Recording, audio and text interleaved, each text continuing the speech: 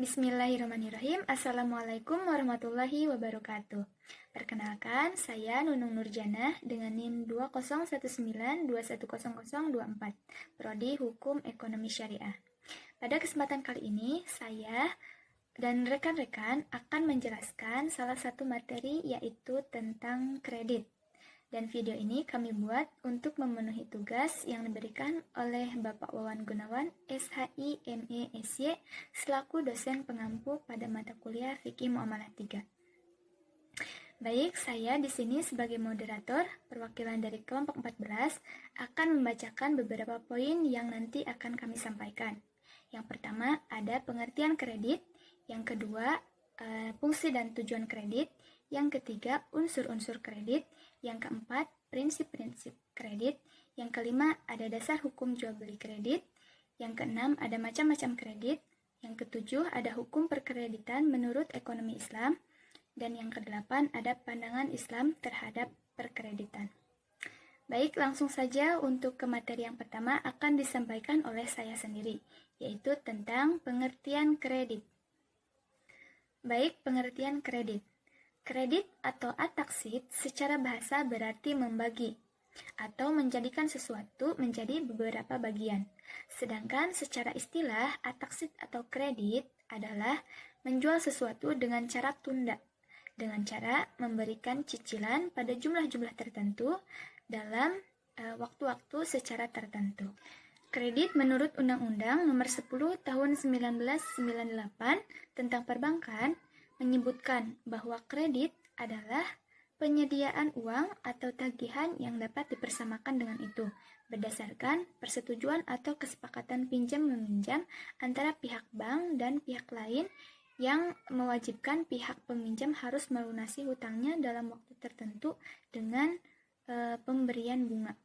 Sedangkan menurut Suhendi yang dikutip dalam buku Fikih Muamalah tahun 2014 halaman 299 bahwa kredit adalah sesuatu yang dapat dibayar secara berangsur-angsur, baik itu dalam jual beli maupun dalam pinjam meminjam.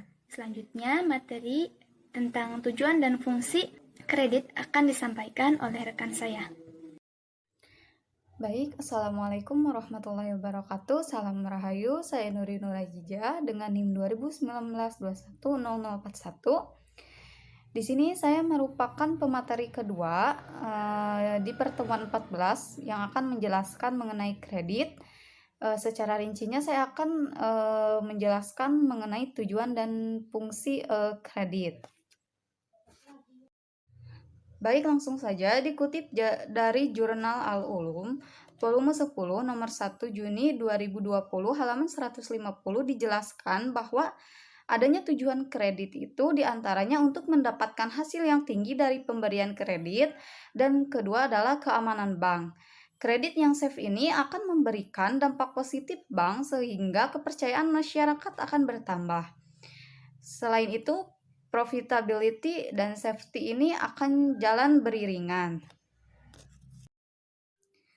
Dikutip dari Jurnal Al-Ulum, volume 10, nomor 1, Juni 2020, halaman 150. Sedangkan fungsi kredit diantaranya pertama untuk meningkatkan daya guna dari uang, kedua meningkatkan daya guna dari barang, ketiga meningkatkan peredaran dan lalu lintas uang, keempat sebagai salah satu stabilitas ekonomi, kelima menimbulkan kegairahan berusaha di masyarakat, keenam sebagai jembatan untuk meningkatkan pendapatan nasional, dan yang terakhir adalah sebagai alat hubungan ekonomi internasional. Materi berikutnya mengenai unsur-unsur kredit yang akan dipaparkan oleh materi selanjutnya. Saya Reza Maulana Yusuf. Di sini saya akan memaparkan materi selanjutnya, yaitu mengenai unsur-unsur kredit. Unsur-unsur kredit yang pertama ada kepercayaan. Kepercayaan merupakan suatu keyakinan pembeli kredit bahwa kredit yang telah diberikan berupa uang atau jasa akan benar-benar kembali di masa yang akan datang. Selanjutnya ada kesepakatan. Kesepakatan dituangkan dalam suatu perjanjian di mana masing-masing pihak menandatangani hak dan kewajiban masing-masing. Yang ketiga ada jangka waktu. Setiap kredit yang diberikan memiliki jangka waktu tertentu. Dalam jangka waktu tersebut mencakup masa pengembalian kredit yang telah disepakati. Jangka waktu tersebut bisa berbentuk jangka pendek, jangka menengah, dan jangka panjang. Selanjutnya ada resiko. Resiko yaitu adanya suatu tenggang waktu pengembalian yang menyebabkan tidak tertagihnya angsuran pada pemberian kredit. Selanjutnya ada balas jasa. Balas jasa merupakan keuntungan atas pemberian suatu kredit jasa tersebut yang kita kenal dengan nama bunga. Bunga merupakan keuntungan bank. Namun, berdasarkan prinsip syariah, balas jasa atau bunga tersebut ditentukan dengan bagi hasil agar tidak terhitung riba. Baik, kita ke materi selanjutnya yaitu tentang dasar hukum jual beli kredit. Perkreditan yang dilakukan secara langsung antara pemilik barang dengan pembeli adalah suatu transaksi perniagaan yang dihalalkan dalam syariat. Hukum akad perkreditan ini tetap berlaku, walaupun harga pembelian secara kredit lebih besar dibandingkan dengan harga pembelian secara kontan atau cash. Pendapat ini merupakan pendapat dari kebanyakan ulama. Kesimpulan tersebut berdasarkan beberapa dalil, diantaranya adalah sebagai berikut. Yang pertama, Allah Subhanahu wa Ta'ala berfirman dalam surat Al-Baqarah ayat 282 yang berbunyi, A'udzu billahi minasyaitonir rajim. Ya ayyuhallazina amanu idza tadayantum bidainin ila ajalim musamman faktubuh. Yang artinya, hai orang-orang yang beriman, apabila kamu bermuamalah tidak secara tunai untuk waktu yang ditentukan, hendaklah kamu menuliskannya. Quran Surat Al-Baqarah ayat 282. Ayat ini merupakan salah satu dalil yang membolehkan adanya praktek hutang piutang. Sedangkan akad kredit ini merupakan salah satu bentuk dari hutang. Maka, dengan keumuman ayat ini menjadikan dasar diperbolehkannya perkreditan.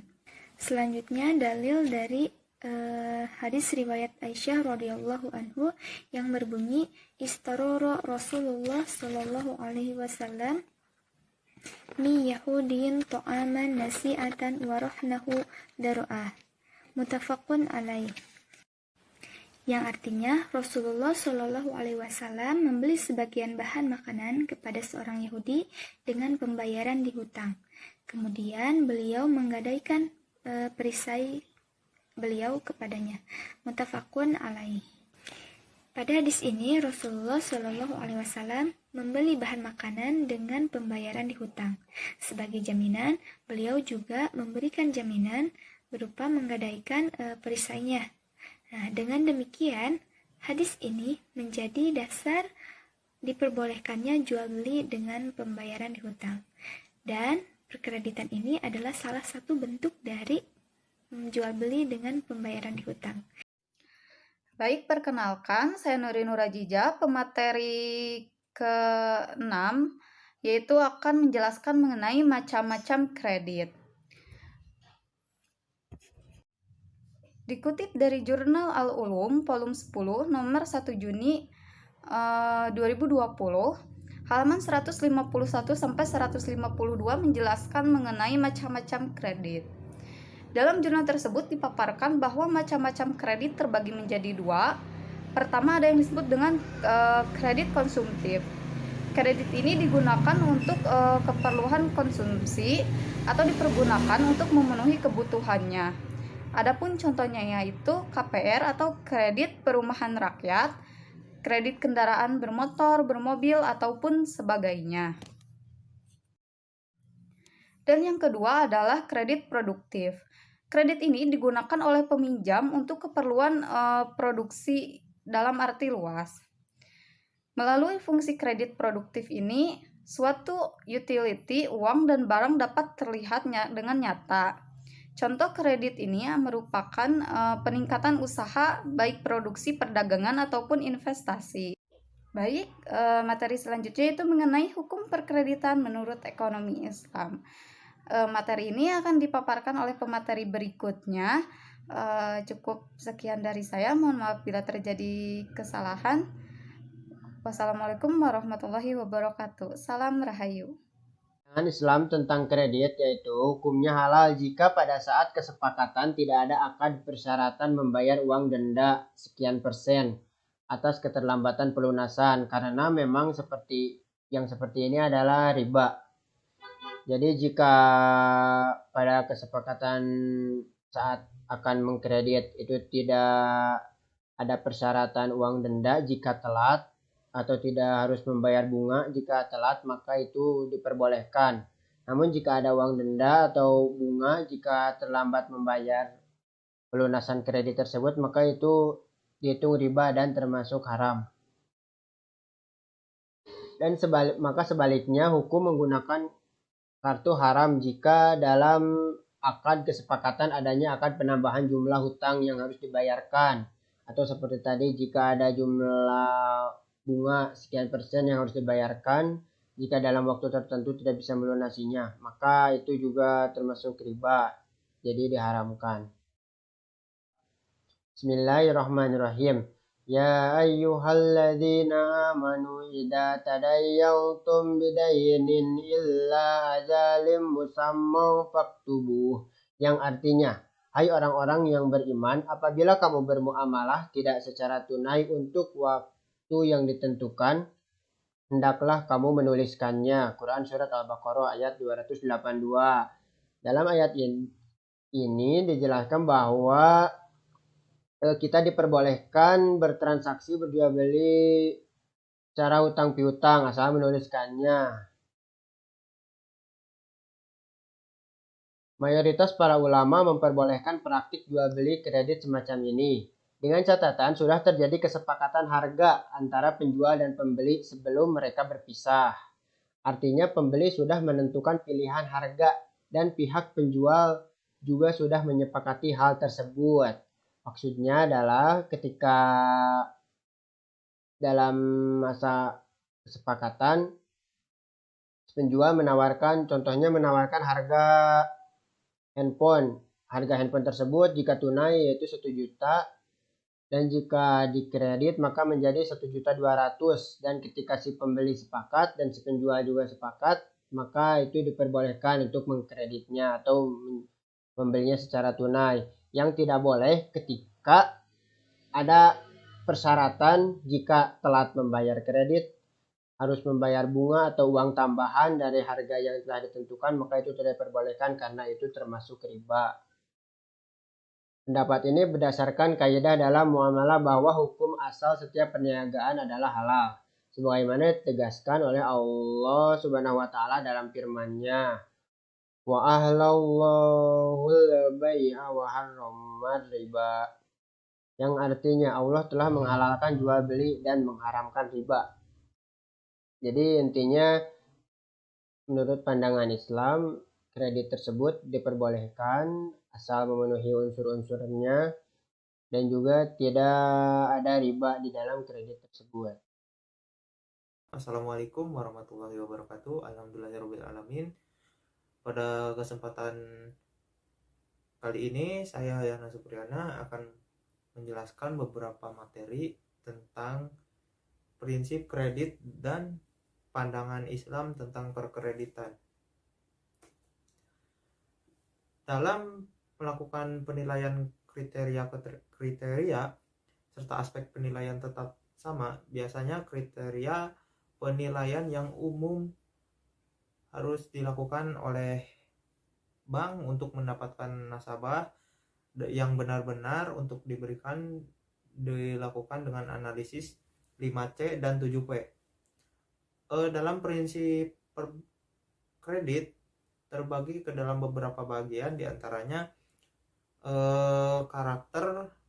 karakter ini merupakan sifat atau watak seseorang.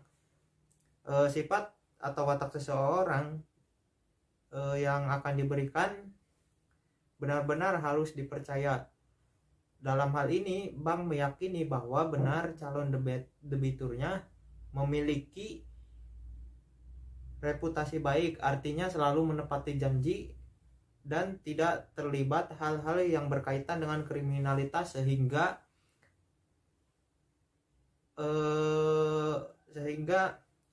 bank itu mempercayai debitur tersebut. Berikutnya capacity. Ya, capacity di sini adalah untuk mengetahui kemampuan nasabah dalam membayar kredit.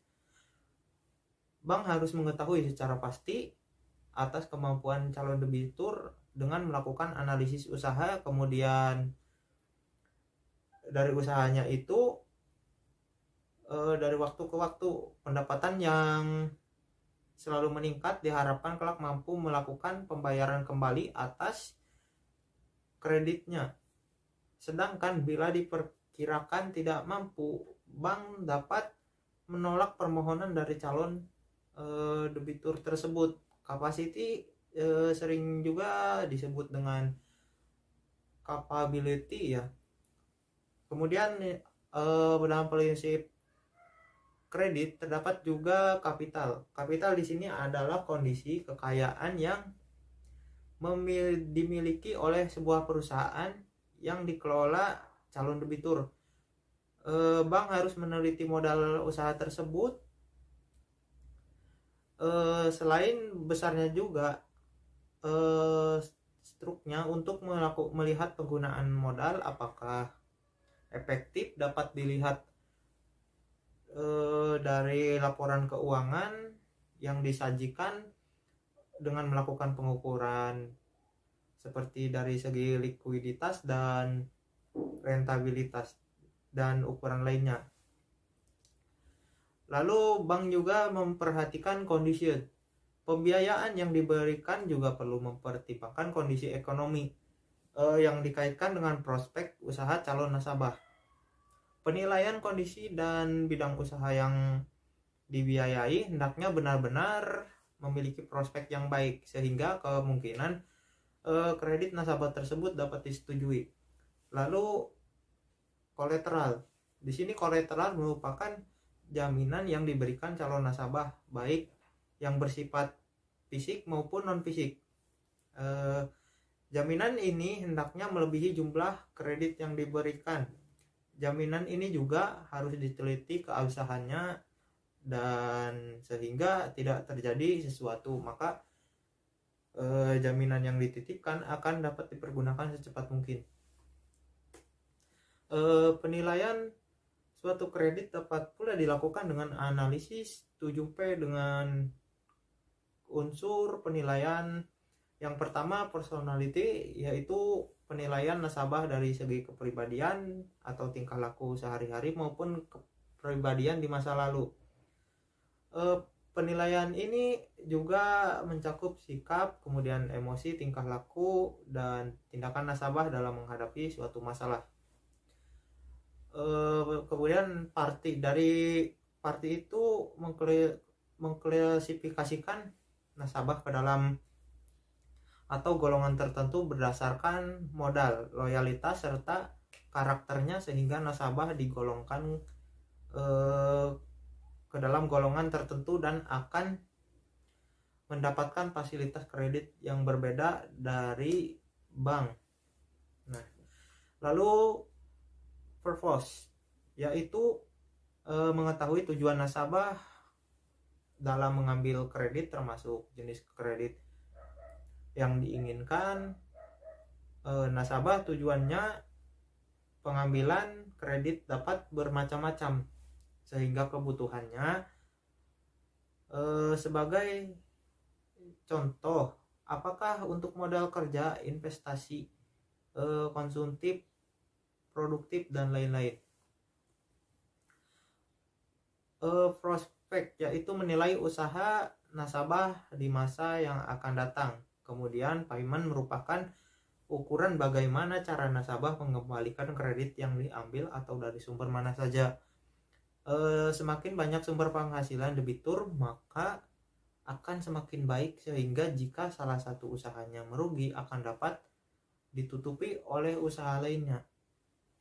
Lalu Probability yaitu untuk menganalisis bagaimana kemampuan nasabah dalam mencari laba. Kemudian protection, tujuannya adalah bagaimana menjaga agar kredit yang diberikan mendapat jaminan perlindungan sehingga kredit yang diberikan benar-benar aman. Perlindungan ini yang diberikan oleh debitur dapat berupa jaminan barang atau orang atau jaminan asuransi. Lalu bagaimana sih pandangan Islam tentang kredit? Nah, praktik